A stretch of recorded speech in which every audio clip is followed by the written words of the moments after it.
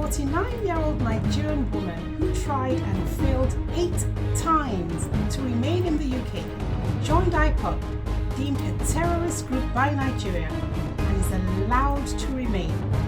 Coming up on Injustice's Way.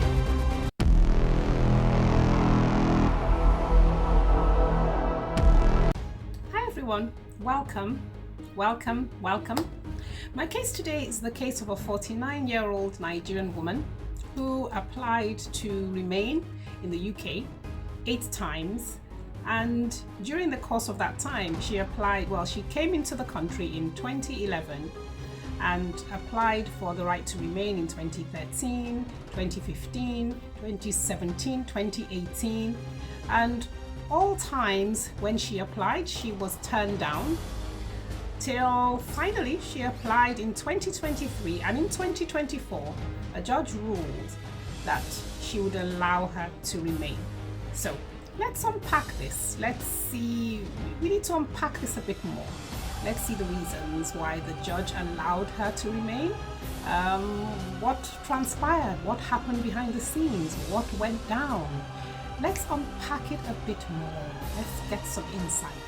Nigeria and the United Kingdom are bound by the same conventions that we've signed up to at the United Nations. The Refugee Convention means that we have to accept people who claim asylum on our soil and that we accept their claim. But also it means that the countries that they leave have to take them back if we say no. How can someone in this country claim not once, not twice, not 3 times, not 4 times, not 5 times, 6 times, or 7 times, but on the 8th time after 7 no's, why on earth was she still here? Okay, so around 2016, she started to attend Ipob meetings. Ipob is the Indigenous People of Biafra group, deemed a terrorist organization in Nigeria, but not in the UK. Not in the UK. She started going for these meetings.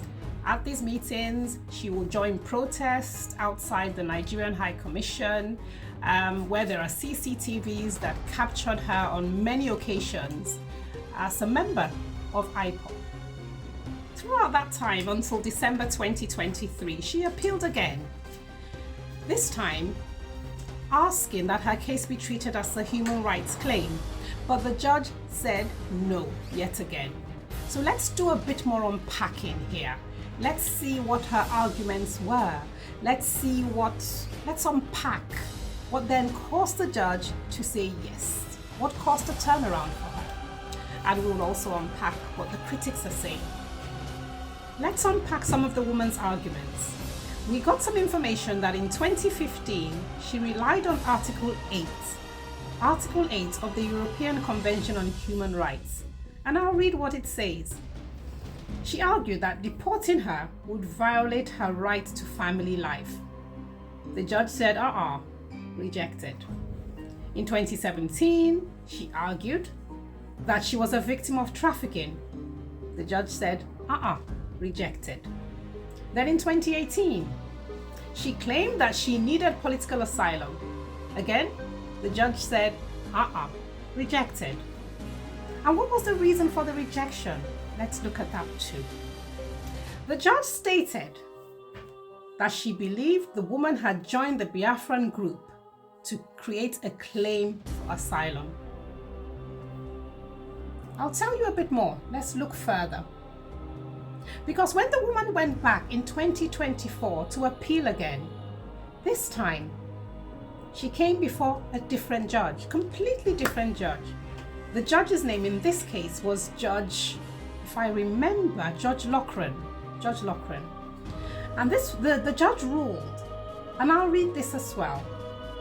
Well, before I read it, let me tell you what her argument was, what she based her argument on in 2024. The woman argued that it was a criminal offense, and I'm reading.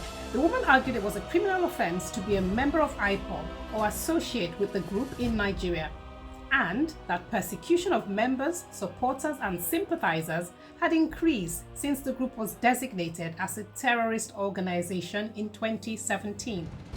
She argued further that she was concerned about being arrested at the airport by Nigerian security services if deported back to Nigeria.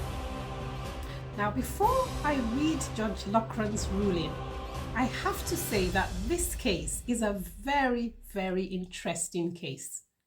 And I say this because, well, let's read Judge Lockrin's ruling first, and then I'll tell you why I think this case is very interesting. On December 23rd, 2024, Judge Lockrin also found that the woman had joined the Biafran group to make a claim for asylum, agreeing with the previous judge, Judge Ian Burnett, who denied her previous appeals. So, Judge Lockrin agreed. Exactly as Judge Ian had said, Judge Lockrin found that yes, that her claim was for asylum. But Judge Lockrin overturned the decision. She agreed, but then overturned Judge Ian Burnett's decision. Judge Lockrin did this, stating that because the woman had been involved in Ipob political activities, she found that the woman would be at risk if she returned back to Nigeria. She continued by saying, in these circumstances, and in light of the evidence, applying the lower standard of proof. A lower standard of proof simply means that the onus is on her to prove her case, but it's not as strict. The rules are not as strict as probably a murder case, for instance. Applying the lower standard of proof, Judge Lockrin continued, I find that there's a reasonable likelihood that the appellant, meaning the woman, has been identified as an Ipob activist by the Nigerian Security Services and would be identified by the authorities on her arrival in Nigeria. She continues, it is clear from the country background that the security services act arbitrarily and arrest, harm, and detain those it believes may be involved with Ipob without conducting an assessment of the extent of their involvement or their motivation. The appeal is allowed on the basis that the appellant, the woman, has a well-founded fear of persecution on account of her imputed political opinion arising from her involvement with Ipob in the UK, Judge Lockrin said. Remember, I said this case is an interesting case. Let's see the reason. Okay. The judge knew, number one, the judge knew that the woman had joined the Biafran group to make a claim for asylum, but still allowed it. She still allowed it. Secondly, the judge also recognized that the woman had exposed herself by joining Ipob.